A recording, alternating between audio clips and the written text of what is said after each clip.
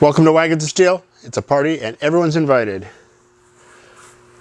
Today, I'm going to tell you the story of the Wagons of Steel road trip down to Pomona and Phoenix.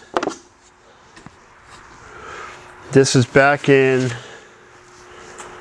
early 2009. We had I decided that I wanted to run stock eliminator for a world championship. And to get a world championship, you have to beat out all the other guys running stock eliminator by getting the most points. You get the most points by showing up to at least 7 divisional events and 5 national events. And whoever gets the most points in those wins. And you can show up to as many events as you want, and then they just pick the best 7 nationals and best 5 divisionals.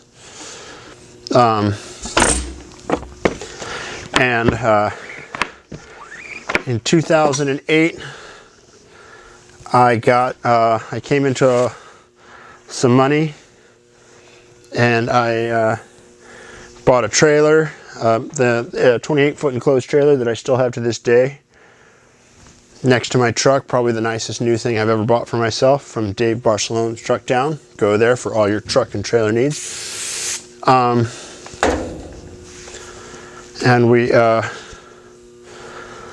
I bought a new engine for a 3/4 ton Suburban that we had, and we hooked it up and drove on down to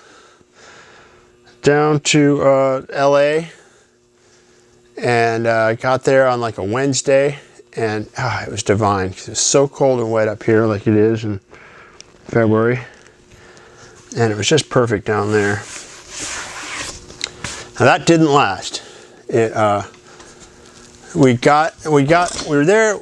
It was nice weather for the first day, which I guess was Thursday. They all vary a little bit, but the way that it works for the racing, just for people who don't know about stock eliminator racing, or any type of NHRA racing, you go to your event and then you have qualifying, and based on who goes the fastest, they set up a ladder. So qualifying dictates who races against who, and then they race against the next group, and then it's basically pretty standard issue eliminations ladder. Anyways, we got to qualify, and then the weather just got ugly. It got bad. We brought the weather down with us, and it rained and rained and rained. It rained so hard and so long that the asphalt started coming up from the parking lot. The Pomona drag strip is in the corner of the fairgrounds, and it's been there since the 50s. It's one of the oldest racetracks in the country. And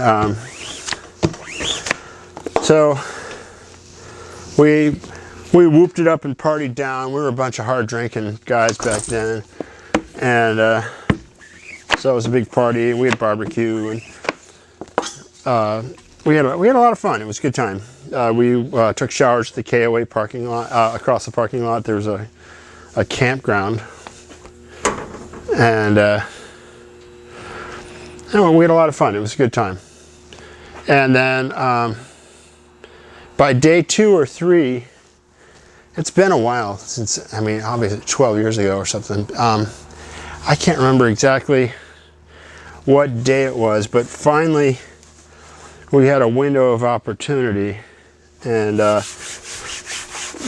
we managed to get a race in, and I lost, but I was kind of relieved to lose. Like, I hate to say this, especially when you drive that far and that many resources and all those people and stuff, but we were about sick of hanging out in the rain by that time. I was ready to go. But some random observations of that place. It was a really cool track, and I'd love to go there again. Racetracks are kind of like baseball stadiums. Like, I hear people who want to go to every major league stadium in the country and see a game. It kind of, I would imagine, feels the same way, because they're all they're all different because they're all, you know, some are in the mountains and some are in the desert and some are up high and some are down low and whatever, but it's always a straight quarter-mile track. And, you know, there's always a starting line and a finish line and, you know, a burnout box and place where you get your time slip and place where they check the cars and places, pits where all the cars stay. And so there's elements that are always the same, but it's always a little bit different. And the Pomona track, you come in from the side, like so the entryway to the drag strip is perpendicular to the drag strip, and you come in through a hole in the stands. So all the cars all line up and you're all, you know, getting ready to go in and do your race, and then, you know, you slowly inch through and then bam, all of a sudden it's like, wow, there's this huge crowd, you know, because national events, that's one of the things I like about it the most is there's, you know, all of a sudden you're sitting in front of, you're in your race car in front of 40,000, 50,000, 60,000 people. And it's just, man, there's no substitute for that. And, you know, it felt like a Roman Coliseum or something. So that was there, and it was, you know, it was a famous racetrack. That was fun to race on. Another interesting thing about the 2009, I guess it's called the Winter Nationals at Pomona, was that it was that was right when that terrible recession was starting, and no one had ever seen anything like that, and it scared the hell out of people, and especially like the kind of people who are drag racers, like not like Bill Gates rich, but you gotta have some money to race, especially like some people race, and so there was a lot of stuff for sale. I mean, everything was for sale, and we didn't have enough money to, I mean, we had enough money to be taking that trip and whatever, you know, we're Wagons of Steel. We're it's a party and everyone's invited. We're having a good time. But just cruising through the pits, and there's plenty of time to cruise through the pits because it was always raining. We saw fantastic trailers and race cars and RVs and golf carts, and really everything was for sale for some pretty good money. I mean, put it this way, if you went down there with $70,000, you could have come home with some pretty, you know, at least $200,000 worth of race car stuff. So that was interesting to look at. So we got our fun in, and then I crapped out. I think I cut a crappy light. I can't remember what it was. I do remember that the car I was racing against was a white Pontiac Firebird. I you know, no one likes to lose, but like I said before, it was good to have an excuse to get out of there. So our party dispersed, and we loaded up the Suburban and headed off to Phoenix, and it was a relatively uneventful road trip. It's kind of funny that as soon as we got out of LA, the weather got better and better and better, and by the time the sun was setting, it was really beautiful, and it was really nice because we just couldn't get enough good weather. So we went to Phoenix and parked the rig at the racetrack. That's how it works. You know, it's almost like being, well, I don't know, I've never been on tour with the Dead, but it's kind of like, you know, following some rock band or something. I can only imagine what it must be like to be one of the NHRA safety guys or ticket takers, or one of the people who works the whole program. You pick up from one track and go to the next. I can't remember whether it was the divisional or the national event at Phoenix the next weekend. But we parked our rigs and drove to the airport, in the Suburban, parked the Suburban in long-term parking, and flew back to Seattle, and we all worked for the week. And then at the end of the week, we flew back down to Phoenix to race the divisional event. And I think I did okay at the Phoenix divisional event, actually. I won a few rounds. I had a good time. Now, I've done a lot of racing before I started doing my stock eliminator racing, so I'm not bad on a good day. That's the beauty of drag racing is, you know, half the battle is being there. If you show up, you never know what's going to happen. But if you don't show up, you know what's going to happen is nothing's going to happen because you aren't there. So we raced the divisional event, and then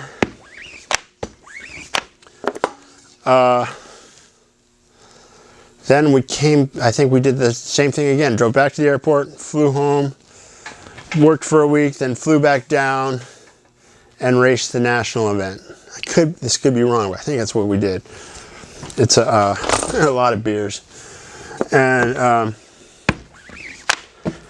the Phoenix track is really cool because it's also like like a lot of tracks. It has other stuff besides just drag racing, and they have drag boat racing there, and they actually have they race unlimited hydroplanes there sometimes. I used to be friends with a guy who was an unlimited hydroplane owner. And so I knew that they'd done that. And I've seen, footage of them racing down there. And it's all 100% man-made, and it's all on a Native American reservation. So it's there's a huge casino there and all this other stuff. But the unlimited hydroplane course, it's like canals, and when you see footage of them, it looks like they're racing in the parking lot because it's so shallow, and it's like an optical illusion. And then there's like a lake, and our pit area was right up against the lake, and it was a very toxic lake. You could see like 55-gallon drums and all kinds of whatnot in the lake. Do not drink that water. And if there's any kind of fish that can live in it, you don't want nothing to do with it. And the thing I like the most about that, well, one of the things I like a lot about that place, and I'm not going to be weird, it's nothing I like the most, but it's they have power outlets and water at every pit area, like some kind of upscale campground. Because typically you have to bring in tons of water, and everybody's got the generators going, and it's weird how generators can really drive you crazy. I mean, it's weird because we drag racers, we listen to loud engines all day long, and they sound like music, but those generators make it stop. So the national event was I didn't go out in the first round there either. It was the national event. I was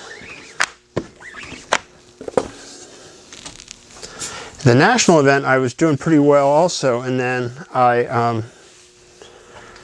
got to I think it was in the third or fourth round, and my cooling system screwed up because, and this is a lesson, kids, when you're wiring your race car, use relays. Because I had my water pump and my fan went right to a fairly heavy duty switch from the battery, and they just draw so much juice it welded the switch up, so the switch didn't work anymore, and so the car got a little hot, and I cut a really good light, but I couldn't run my number because the engine was running warmer than usual, and I screwed up. So if you're wiring your race car, you probably already know this, but definitely you want to put relays in the system. So then that was the end of that. That was the end of our trip. It was time to hit the road.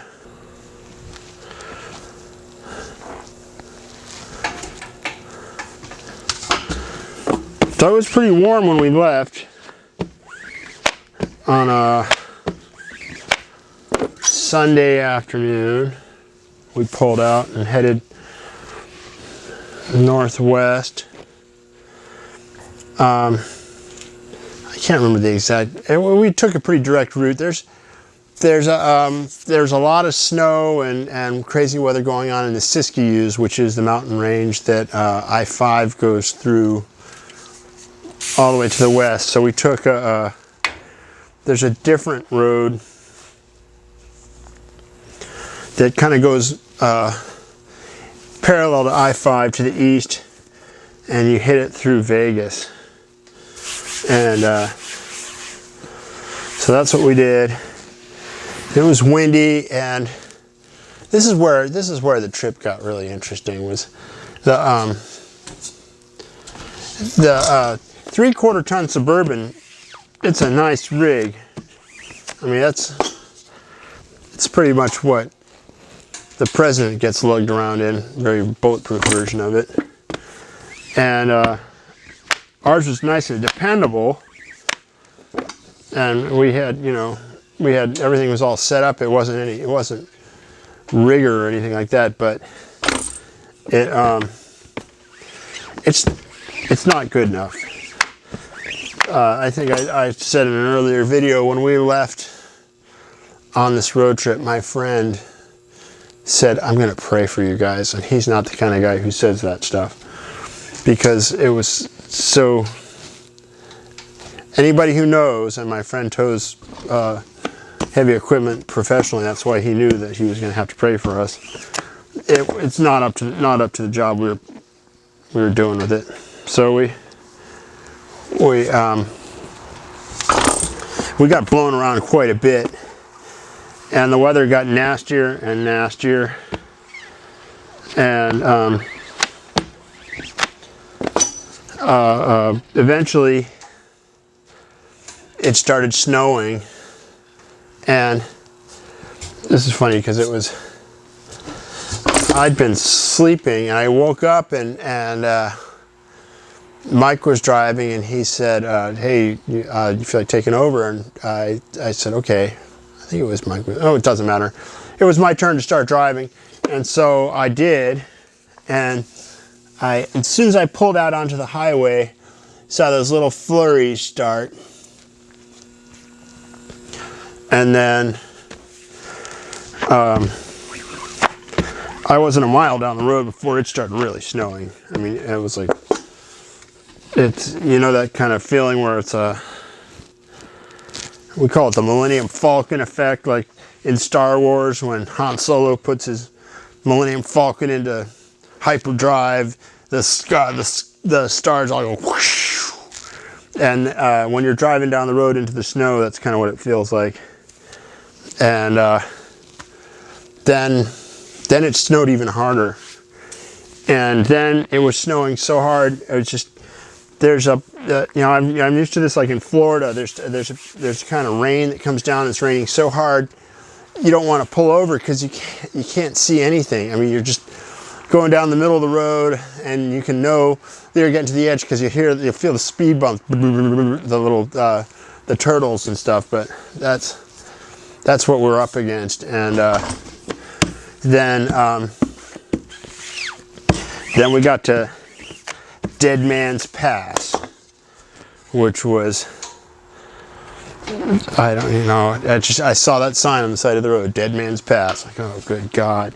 And it was snowing so hard we were blind, couldn't pull over, no exits. Everybody was just freaking out. I was driving, of course, and eventually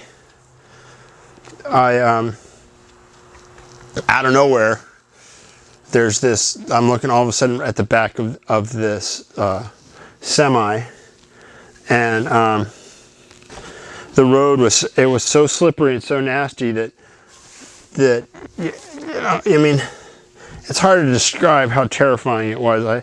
have my foot on the brakes, but just for like psychological help. There's no, if you even touch the brakes, the whole operation just felt like it was going to go kittywampus. And we're driving off of, you know, right on the edge of a I mean, I don't know what, it looked like a cliff, but I couldn't tell because you couldn't see more than 3 feet. I mean, really couldn't see past the front of the hood.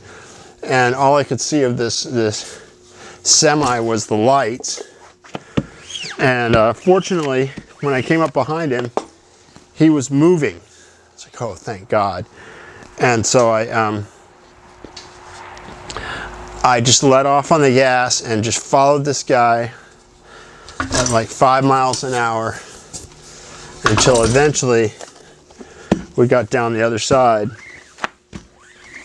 And then the snow turned to rain and the rest of the trip was uneventful. But that was some of the scariest driving I've ever done in my life.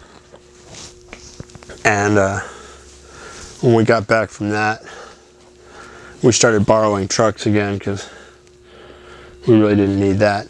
We took the motor and tranny out of the Suburban and put it in that ramp truck that you may have seen us driving around now. We have a Chevy 4-door ramp truck that we got a few years ago, and it had a really sad 350 in it, and it loves that big 454. So all's well that ends well. And that's basically the story of our trip. I was looking to see if I had any pictures of it, and I can't find any. My computer only has pictures going back to 2011 right now. Well, I hope that kept your interest, and if I think of anything else, or if you think of any other stories you want us to tell, I'll beat my brains and ask my friends. Carry on.